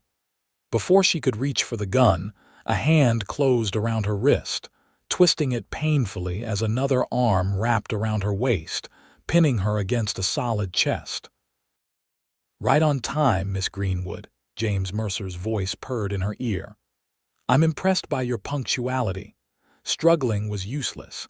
He was far stronger than her. From the shadows on the other side of the chamber, Thomas Mercer emerged, a cruel smile on his face.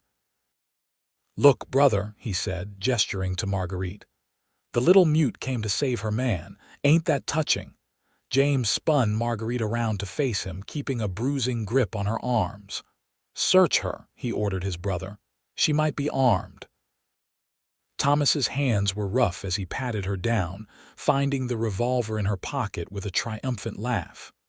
"Well, well, the kitten brought claws." He examined the gun, then tucked it into his own belt. "Won't do you any good now, though."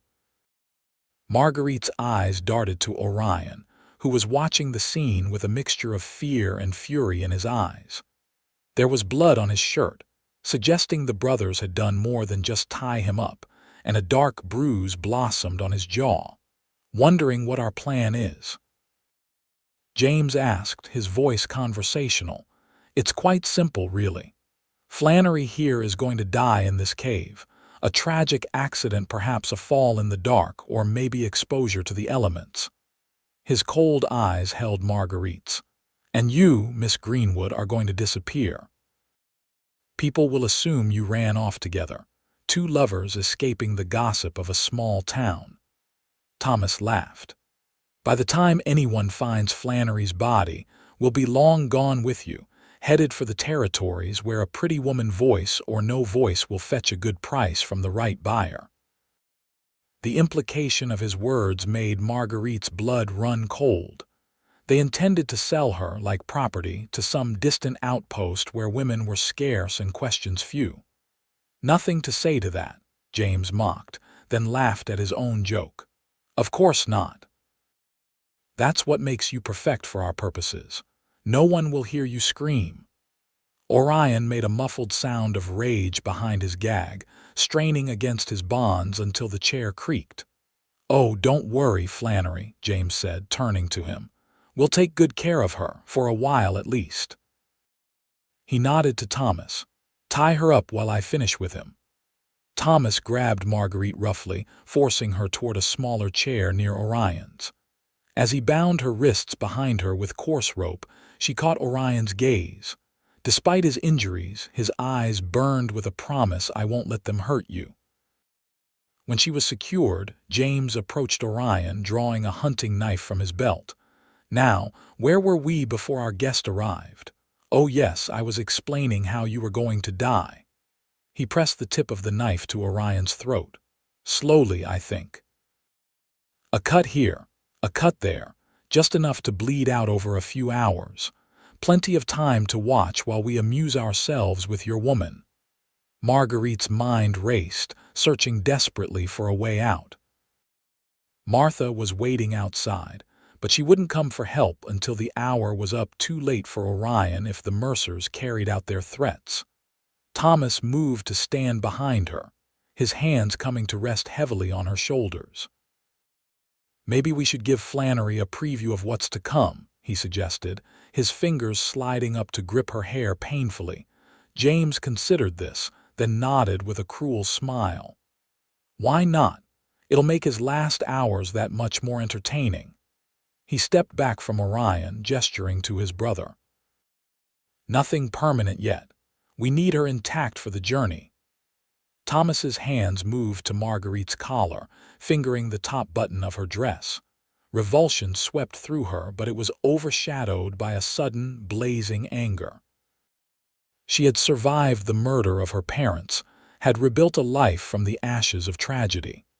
She would not become a victim again. As Thomas leaned down, his foul breath hot against her neck, Marguerite made her move. She threw her head back with all her strength, feeling a satisfying crunch as her skull connected with his nose. He howled in pain, staggering backward. James turned in surprise, giving Orion the opening he had been waiting for. Despite his bound hands, he surged to his feet, still attached to the chair, and rammed into James with his shoulder. The impact sent both men crashing to the ground, the chair splintering beneath them. Thomas recovered quickly, blood pouring from his broken nose. He lunged for Marguerite, but she rolled with the chair, using its weight to smash into his legs. The move threw her off balance, sending her toppling to the side, but it bought Orion precious seconds. With his hands now free from the broken chair, Orion grappled with James for the knife, their struggle desperate and silent except for the harsh sound of their breathing. Thomas, recovering his balance, reached for the gun in his belt, Marguerite's revolver. In that moment, a shot rang out from the cave entrance. Thomas jerked, then crumpled to the ground, the revolver falling from his grasp. Martha stood in the passage, a rifle in her hands, her expression grimly determined. "Enough," she said firmly.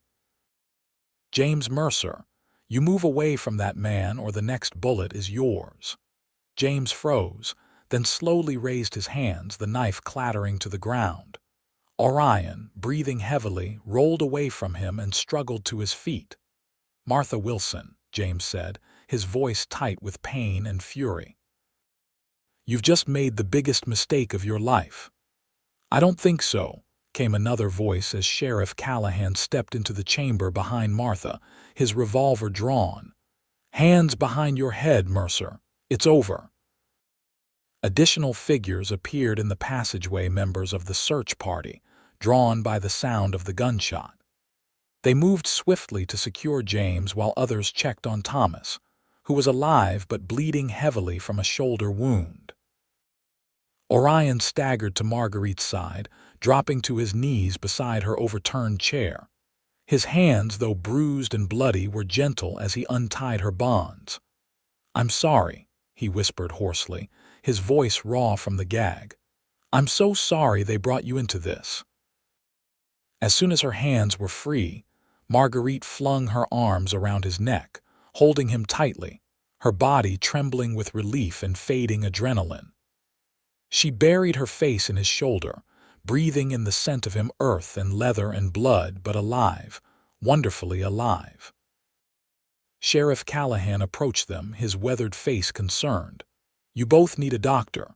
Can you ride, Flannery?" Orion nodded, his arms still wrapped protectively around Marguerite. "I'll manage."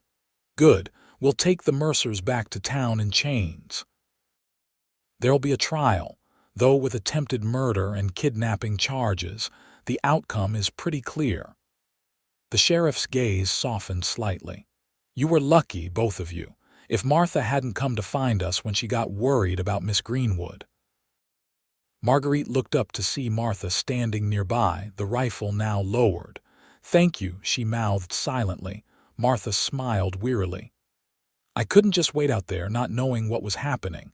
When I heard voices raised, I went for help." She glanced at the sheriff.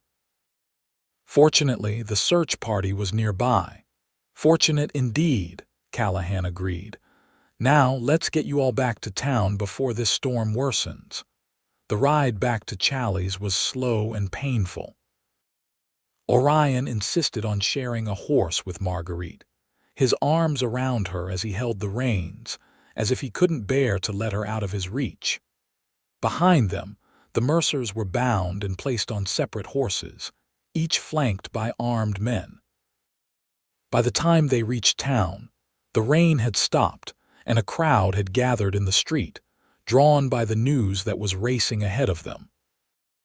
Henry Greenwood stood waiting outside his house, medical bag in hand, Victoria beside him with an expression that for once showed genuine concern rather than disapproval. The next hours passed in a blur of medical attention, questioning, and finally, blessed rest. Henry insisted that Orion remain at his house overnight for observation, his injuries, while not life-threatening, requiring monitoring. Marguerite, scraped and bruised but otherwise physically unharmed, refused to leave his side. To her surprise, Victoria made no objection to this arrangement, even going so far as to prepare a bed for Marguerite in the room adjacent to where Orion was resting. "You should sleep," Victoria told her gently as she brought in extra blankets. "It's been a terrible ordeal for you both."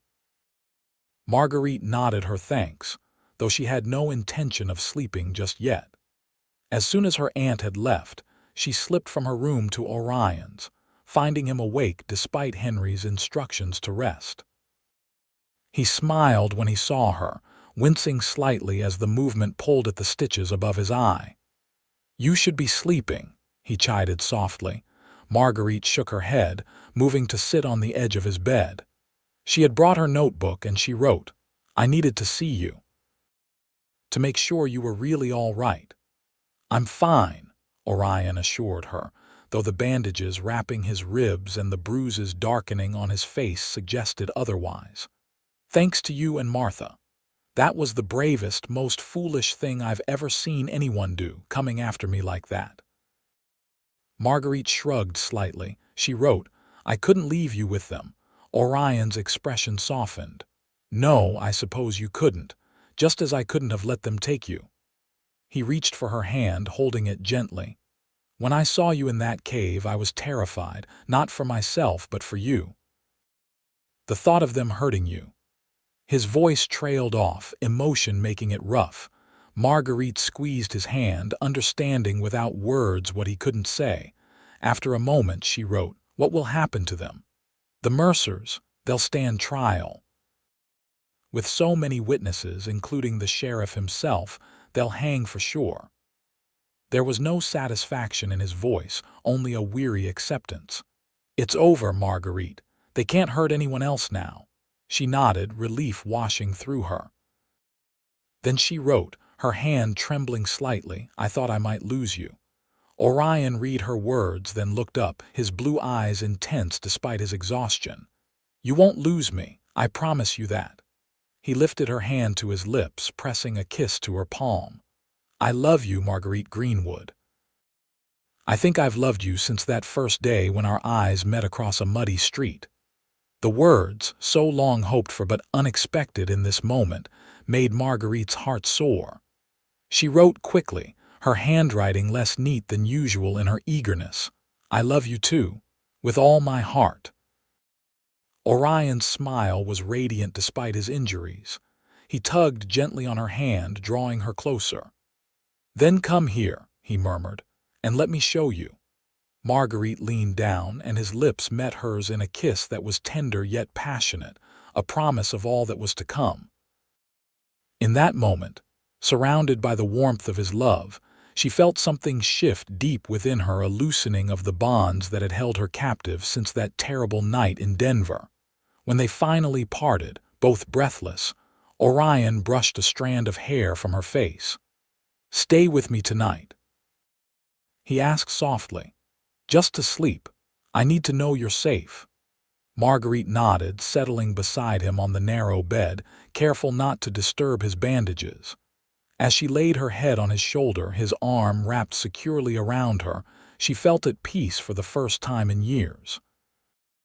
"Your eyes tell me everything," Orion whispered as they drifted toward sleep. "And what I see there is beautiful." In the morning, they were discovered by Henry, who raised an eyebrow but made no comment beyond a mild suggestion that breakfast would be ready soon.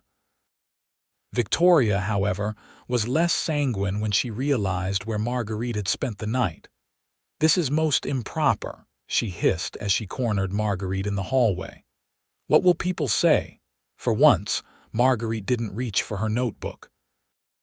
Instead, she met her aunt's gaze steadily, a silent challenge in her eyes. After a moment, Victoria sighed in resignation. "I suppose after all you've been through, conventional proprieties seem less important," she conceded grudgingly. "And I must admit, Mr. Flannery has proven his character through his actions." Her expression softened slightly. "You love him, don't you?" Marguerite nodded without hesitation. Victoria studied her face, then nodded decisively. "Very well. But if you intend to continue this relationship, there must be a proper engagement. I won't have my niece's reputation ruined, no matter how heroic the circumstances."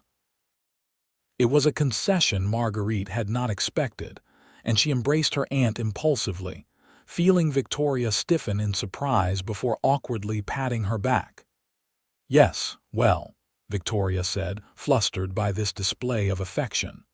"Let's go down to breakfast, shall we? Your uncle is already tending to Mr. Flannery's injuries." The days that followed were filled with recovery and rebuilding. The Mercers were held in the town jail awaiting the circuit judge's arrival, their fate all but sealed by the testimony of multiple witnesses. Orion's injuries healed slowly but steadily under Henry's care, and by the end of a week, he was well enough to return to his ranch, though he spent most evenings in town with Marguerite. True to Victoria's demand, Orion formally asked for Marguerite's hand in marriage during a dinner at the Greenwoods' home, presenting her with a simple but elegant ring that had been his mother's. "It's not fancy," he said as he slipped it onto her finger, "but it's been worn by women who knew how to love fiercely and completely, just like you." The wedding was set for the following spring, giving them time to prepare and allowing Orion to complete the rebuilding of his barn and establish his orchard. In the meantime, Marguerite continued teaching at the school, though she now spent weekends at the ranch, helping with plans for their future home together. It was during one of these weekends, as they sat on the porch of the ranch house watching the sunset paint the mountains in gold and purple, that Marguerite felt a strange sensation in her throat, a loosening, a warmth, as if something frozen was beginning to thaw. Orion noticed her thoughtful expression. "What is it, love?" he asked, his hand covering hers. She hesitated, then opened her mouth, uncertain if anything would come out. At first there was only a dry rasp, but then, like water breaking through ice, a single word emerged: Orion. His name, spoken aloud after years of silence, hung in the air between them. Orion stared at her, his eyes wide with wonder and joy. "Marguerite," he whispered, his voice thick with emotion. "You spoke." She nodded, tears filling her eyes. Her voice, when it came again, was rusty from disuse but unmistakably hers. "I love you." Orion gathered her into his arms, holding her as if she were the most precious thing in the world. "And I love you," he murmured against her hair. "Voice or no voice, I love everything about you." In the months that followed, Marguerite's speech returned gradually, sometimes flowing easily, sometimes faltering when emotions ran high. She continued to carry her notebook, finding that writing remained a comfort in difficult moments. By the time their wedding day arrived in May of 1879, she could speak well enough to recite her vows, though her voice was still softer than it had been before the trauma. The ceremony, held in the Challis church with Martha as maid of honor and Henry giving away the bride, was a joyful affair that drew the entire town. Even Victoria, who had gradually warmed to Orion as she saw the happiness he brought to her niece, shed a tear as the couple exchanged their promises. "I, Orion James Flannery, take you, Marguerite Ann Greenwood, to be my wife," Orion vowed, his voice strong and sure. "I promise to love and cherish you, to protect and support you in sunshine and shadow for all the days of my life."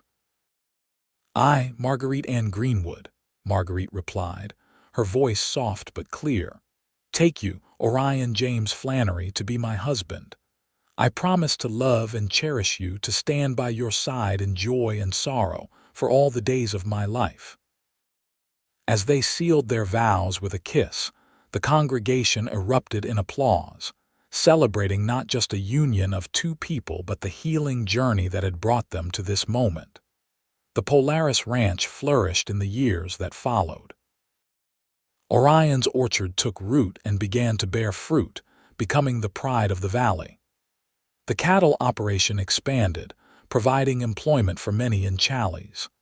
And in the spring of 1880, Marguerite gave birth to their first child, a son they named Samuel Henry, after both their fathers. 2 years later, a daughter joined their family, Sarah Martha, named for Orion's first wife and the friend who had played such a crucial role in bringing them together.